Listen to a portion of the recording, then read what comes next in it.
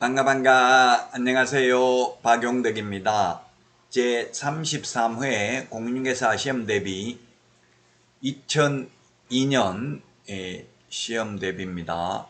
자, 이번 시간 해커서 모의고사 해설 강의 세 번째 시간 21번 문제입니다.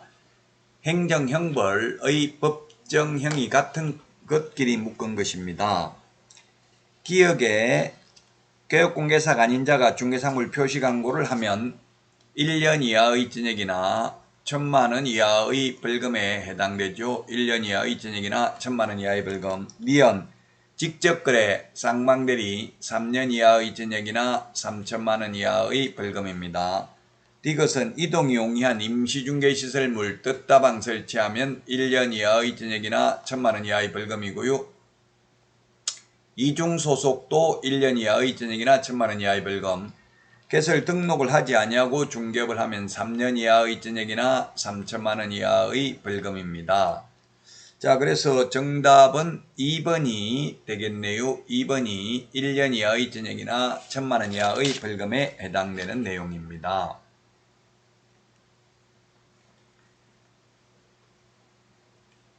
자, 다음은 22번 문제 보도록 하겠습니다. 22번.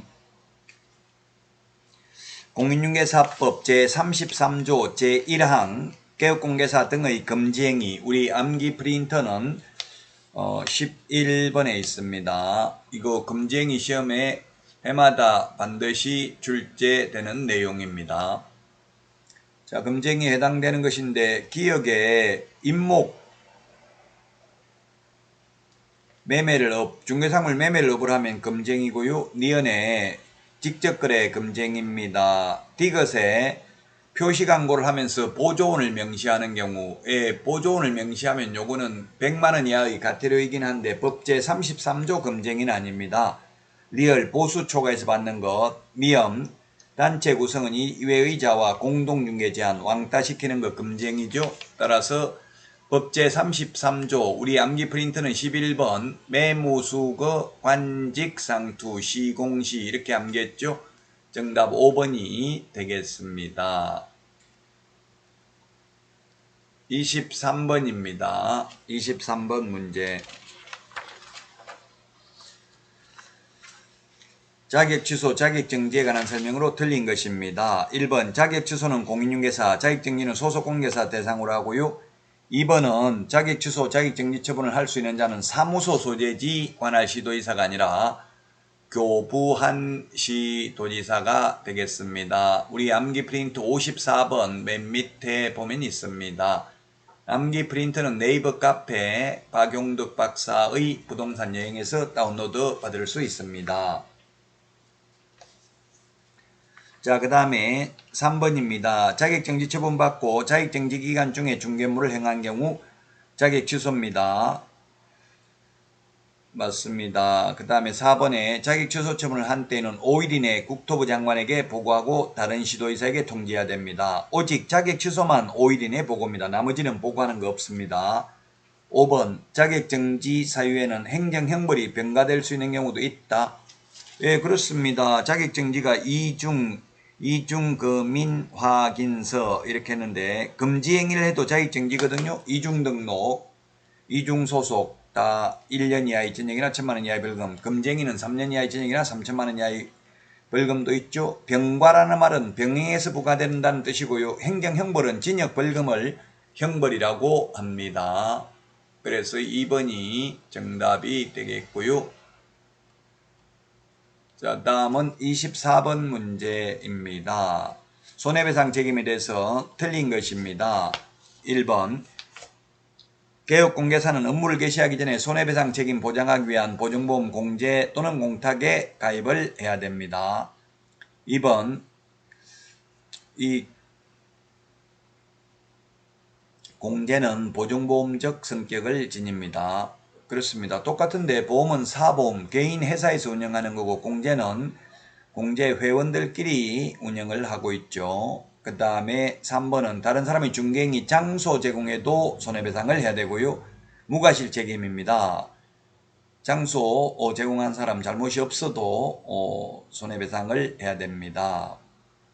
자, 그 다음에 4번 개업공개사의 손해배상 책임은 발생한 모든 손해에 대해서 책임을 져야 하고 개업공개사의 보증기관은 보장금액 한도 내의 손해에 대해서 책임이 있다. 예, 그렇습니다.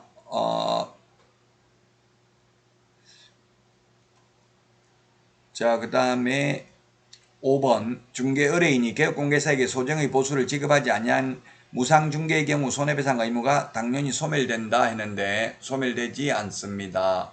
무상중개라도 확인 설명을 잘못하거나 확인 설명을 하지 않아서 손해가 발생했으면 손해배상을 해야 됩니다. 그래서 틀린 게 5번인데요. 이게 4번도 저는 조금 논란의 여지는 있다고 생각이 됩니다. 개업공개사의 손해배상 책임은 발생한 모든 손해에 대하여 책임을 져야 하고 개업공개사의 보증기관은 보장금액 한도 내에서 책임이 있다. 물론 요 취지는 뭐냐 하면 예를 들면 개인개업공개사는 1억 공제나 보험을 가입했는데 손해가 3억 발생했으면 보험회사에서는 1억을 배상하지만 개업공개사는 3억 다 배상해야 된다. 그러면 1억 보험회사에서 배상하고 남은 돈이 있다면 나머지 2억은 개인 돈 가지고 배상해야 된다. 이런 취지이기는 한데요. 그래서 5번이 더 명백한 답인데 모든 손해라고 하면 정신적 손해는 배상하지 않거든요. 재산상 손해만 배상하기 때문에 만약 실제 시험에 이렇게 나온다면 조금 논란의 여지는 있을 것 같습니다. 재산상 손해만 배상합니다. 자, 다음은 25번 문제입니다. 옳은 것은 했는데 교환계약인 경우에는 거래 금액이 큰 중개대상 물가액을 기준으로 합니다. 작은 X입니다. 자, 그 다음에 2번은 동일한 중개상물, 동일 당사자 간에 그리고 매매와 임대차를 포함한 둘 이상의 거래가 동일한 기회에 이루어지는 경우에는 매매에 대한 거래 금액만을 적용합니다. 여기 매매와 임대차 합한다고 했으니까 틀렸죠? 동일 3번 들어가야 됩니다. 동일 3번 들어가면 이게 뭐냐 하면은 집 팔고 그 자리에 세입자로 눌러 사는 케이스만 해당이 됩니다. 3번 주택에 대한 중개보수는 국토부령이 정하는 범위 내에서 시도 조례로 정한다. 맞네요. 국토부령을 보면은 주택의 경우 매매는 최대 15억 이상인 경우에는 0.7, 임대차는 15억 이상인 경우는 0.6% 범위 내에서 시도 조례로 정하도록 되어 있죠. 자, 그 다음에 4번은 주택 외의 경우 무조건 0.9 범위 내에서 받는다. 상방으로부터 받고 협의해서 결정한다 했는데요. 주택 외의 경우 원칙적으로 맞는데 다만 85제곱미터 이하 주거용 오피스텔의 경우 매매는 0.5, 임대차는 0.4 범위 내에서 받는다. 이 말이 빠져서 X입니다. 4번도. 5번은 주택 임대차의 경우 보수는 최대 거래금액의 1000분의 8이 아니라 1000분의 6이죠. 1000분의 6, 15억 이상인 경우 매매는 1000분의 7 주택 임대차의 경우 국토부령에 있는 내용입니다.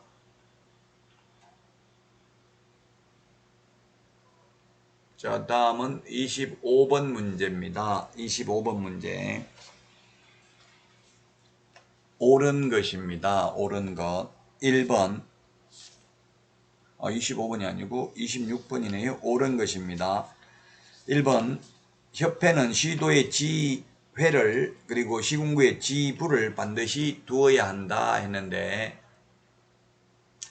시도에는 지부, 시군구에는 지회 이것도 틀렸고요. 두어야 한다가 아니라 둘 수 있습니다. 정관이 정하는 바에 따라서. 그 다음에 2번 창립총회는 전국적으로 600명 이상, 서울에서 100명 이상, 광역시 및 도에서 20명 이상이 참석을 해야 되죠.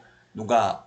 공인중개사가 아니라 개업공개사 회원들이어야 되죠. 그래서 틀렸고 3번 협회는 재무 건전성 기준이 되는 직업여력 비율은 100분의 10이 아니라 100분의 100 이상이고요. 책임준비금은 100분의 10 이상입니다.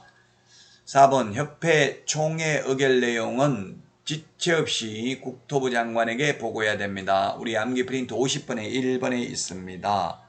자, 그 다음에 5번은 협회는 설립 허가주의가 아니라 허가라는 말은 아예 공인중개사법에 없습니다. 인가라는 말은 협회 설립 인가 오로지 한 번밖에 없습니다.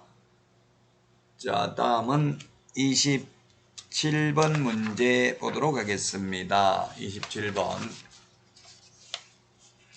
업무정지처분에 대해서 옳은 것은 했는데, 옳은 것, 기억. 업무정지는 개별 기준의 2분의 1 범위 내에서 가중 또는 감경할 수 있습니다. 깎아주거나 늘릴 수 있습니다. 맞습니다. 그리고 아무리 늘리더라도 6월을 초과할 수는 없습니다. 6월을 초과할 수는 없고요. 그 다음에 업무정지는 해당 사유가 발생한 날로부터 3년 지나면 못합니다. 소위 제척기간이죠.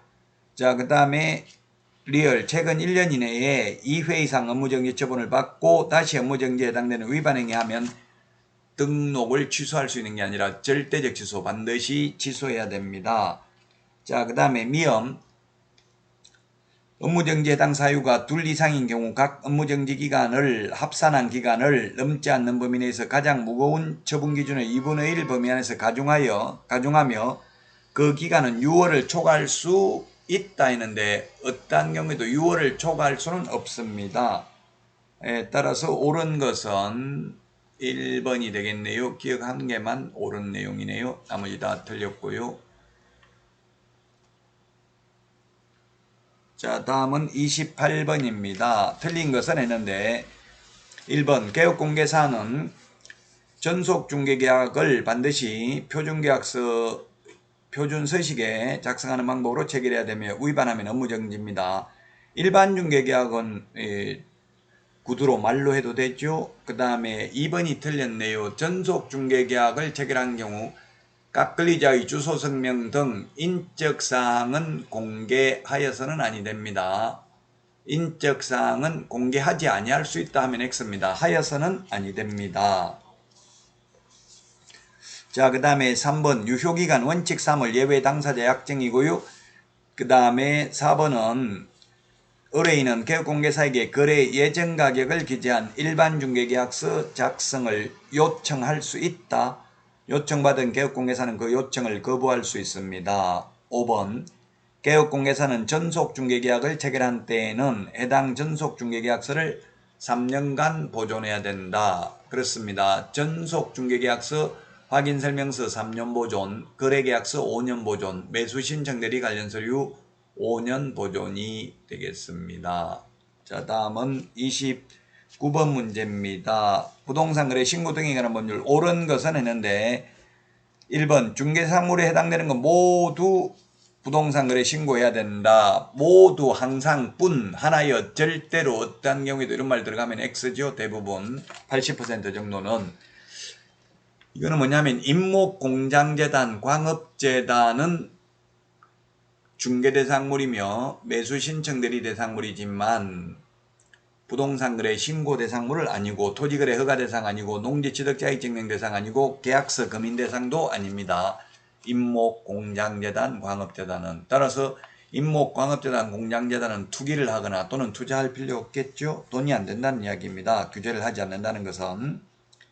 2번 개업공개사가 중개한 경우 부동산 거래 신고는 중개한 개업공개사와 거래 당사자가 공동으로 하는 게 아니라 반드시 개업공개사가 해야 됩니다. 직거래인 경우 거래 당사자가 합니다. 개업공개사 없으면. 자, 3번이 정답이 되겠네요. 부동산 거래 신고는 신고관청에 합니다. 부동산 소재지 시장군수구청장이 신고관청입니다. 자, 그 다음에 4번은 고용인이 대행할 수 없다 했는데 소공은 소속공개사는 대행할 수 있죠. 보조원은 안 되고요. 소공은 고용인이죠. 소공, 보조원 합해서 고용인이라 하니까요. 소공이 소속공개사 줄임말입니다.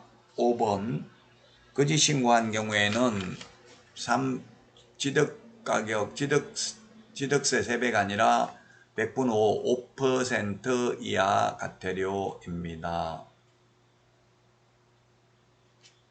자, 다음은 30번 문제 보겠습니다. 부동산 거래 신고서 작성 방법에 관한 것으로 틀린 것입니다. 1번 거래 대상 주택의 취득에 필요한 자금 조달 계획이나 입주 계획 등은 실거래 가격 6억 이상 또는 투기과열지구나 조정 대상 지역 등에서는 신고를 해야 되고요. 법인인 경우에는 지역과 금액과 상관없이 자금 조달 계획 제출해야 됩니다. 2번 종전부동산란은 분양권만 기재하는 게 아니라 입주권만 기재합니다. 분양권이 아니라 입주권입니다. 입주권이라는 것은 재건축, 재개발 입주권을 말하죠. 입주권인 경우만 종전부동산란을 적습니다. 종전부동산 권리가액이 있죠. 분양권의 경우는 종전부동산 연고 신축이잖아요. 입주권만 해당됩니다. 거래 금액란에는 추가 지불 금액, 프리미엄 등 공급가액을 초과하는 금액의 하남 및 권리가격, 합계금액, 계약금, 중도금, 잔금을 적는다 했는데 초과하는 금액만 하는 게 아니라 미달하는 금액도 포함합니다. 마이너스 P 붙는 경우도 있잖아요. 그래서 어쨌든 2번은 틀렸습니다. 분양권 틀렸죠? 자, 그 다음에 3번 계약 대상 면적에는 실제 거래 면적을 계산하여 적되 건축물 면적은 집합 건물의 경우 전용 면적, 그 외의 경우 연면적을 적습니다. 4번 물건별 거래가격란에는 각각의 부동산별 거래가격을 적고 총 실제 거래가격란에는 전체 거래가격, 둘 이상의 부동산을 함께 거래하는 경우 각각의 부동산별 거래가격의 합계금액을 적습니다.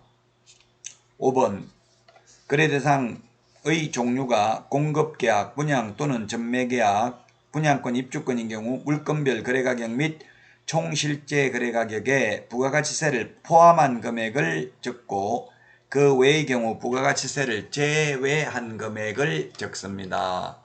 요것도 시험에 자주 나오죠. 부가가치세. 입주권, 분양권의 경우 부가가치세를 포함한 금액을 적습니다. 또 우리 중개보수에도 중개보수가 부가가치세가 포함되어 있지 않습니다. 따라서 중개보수 외에 부가가치세를 별도로 받아도 공인중개사법 위반이 아닙니다. 자, 이번 시간 여기까지 하고요. 이어서 다시 하도록 하겠습니다. 여러분 수고하셨습니다. 안녕.